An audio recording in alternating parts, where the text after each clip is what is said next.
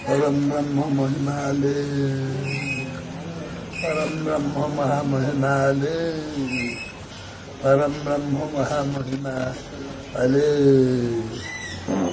नमस्ते अलेख ब्रह्म नमस्ते परमात्मने दुर्गुणाय नमस्ते सद्रूपाय नमः।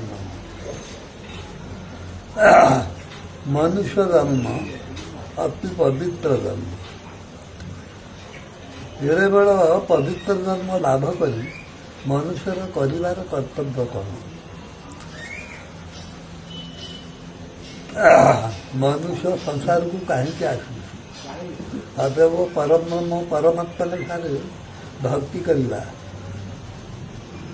दुर्लभ जन्म लाभ विवेक गोविंदे करे भाव विवेक गोविंदे भाव नाही कि हेब नरतन पाई